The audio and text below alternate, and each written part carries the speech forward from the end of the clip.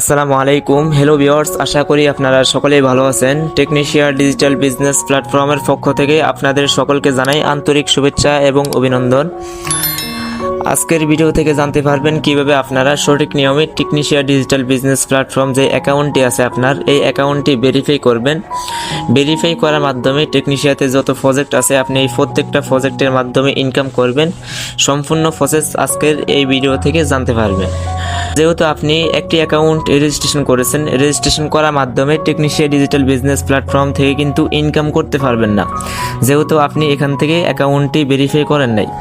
তো ভেরিফাই করার পরে এখানে দেখেন আপনার যে প্রজেক্টগুলো আছে আপনারা এই প্রত্যেকটা প্রজেক্ট থেকেই ইনকাম করতে পারবেন। তো আপনার অ্যাকাউন্টটি কীভাবে ভেরিফাই করবেন চলুন দেখিয়ে দিই। তো আপনার অ্যাকাউন্টটি যদি আপনি ভেরিফাই করে না থাকেন তাহলে আপনার অ্যাকাউন্টে এরকম একটি টিক চিহ্ন দেওয়া থাকবে, যেহেতু আপনি এখনও অ্যাকাউন্ট ভেরিফাই করেন নাই, ঠিক আছে। তো সর্বপ্রথম আপনি অ্যাকাউন্ট ভেরিফাই করার জন্য আপনার এখানে যে প্রোফাইল আইকন আছে আপনি প্রোফাইল আইকনে একটি ক্লিক করে দিবেন।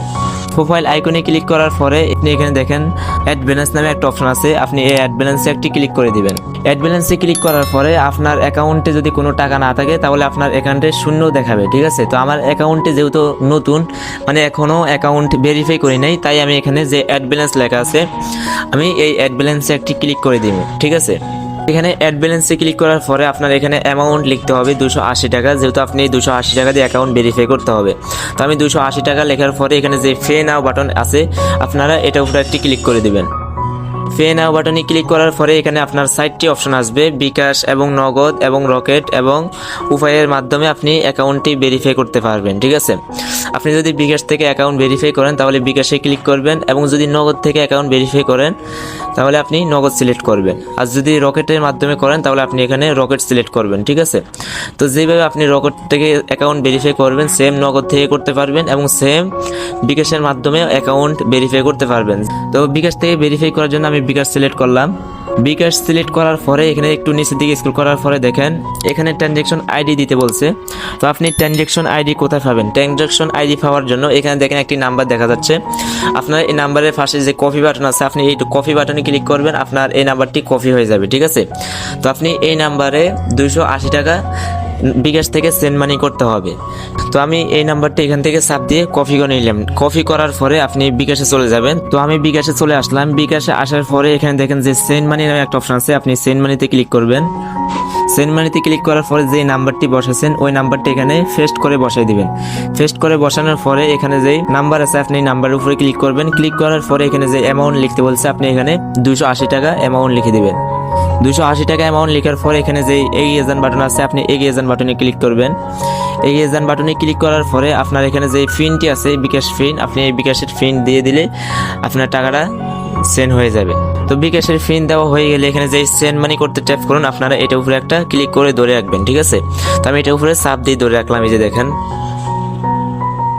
ধরে রাখার পরে আমার টাকাটা কিন্তু ওই নাম্বারে চলে গেছে, ঠিক আছে, কোম্পানির নাম্বারে চলে গেছে।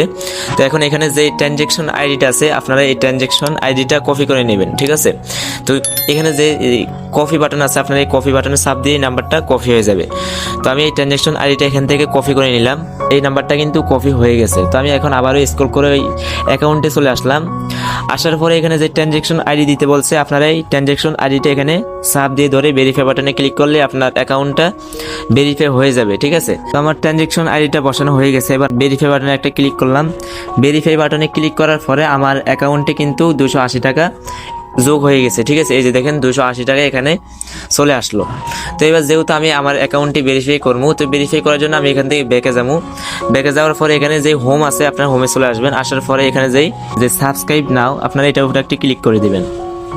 এটার উপরে ক্লিক করার পরে যেহেতু আপনি অ্যাকাউন্টটি ভেরিফাই করবেন, ভেরিফাই করার জন্য এখানে যেই টিকমার আছে আপনারা এই টিকমারের উপরে একটি ক্লিক করে দেবেন, ঠিক আছে। ক্লিক করার পরে এখানে যেই প্রসেড টু পে এটার উপরে একটি ক্লিক করে দেবেন। তো আমি এটার উপরে একটি ক্লিক করে দিলাম। তো এখানে যে ইএস বাটন আছে আপনারা এই ইএস বাটনে ক্লিক করার পরে সাথে সাথে দেখবেন আপনার অ্যাকাউন্টটি ভেরিফাই হয়ে গেছে। দেখেন আমার অ্যাকাউন্টটি কিন্তু সম্পূর্ণ ভেরিফাই হয়ে গেছে। তো আমি এখানে দেখেন ওকে বাটন আছে, আমি এই ওকে বাটনে একটা ক্লিক করে দিলে আমাকে হোমে নিয়ে যাবে। এই যে দেখেন আমার অ্যাকাউন্টটি কিন্তু সম্পূর্ণ ভেরিফাই হয়ে গেছে। তো এখন আপনি যেহেতু অ্যাকাউন্টটি ভেরিফাই করেছেন, আপনার অফলাইন যিনি আপনার সাথে যোগাযোগ করে আপনার অ্যাকাউন্টটি ভেরিফাই করাই দিচ্ছে, আপনি ওনার সাথে যোগাযোগ করবেন, উনি আপনাকে কাজগুলো বুঝাই দিবে ইনশাল্লাহ। ঠিক আছে, তো আজকের ভিডিওটি এই পর্যন্ত। যদি ভিডিওটি ভালো লেগে থাকে তাহলে অবশ্যই ভিডিওটি একটা লাইক দিয়ে চ্যানেলটিতে সাবস্ক্রাইব করে পাশে থাকা বেল আইকনটি অল করে দিবেন। আসসালামু আলাইকুম।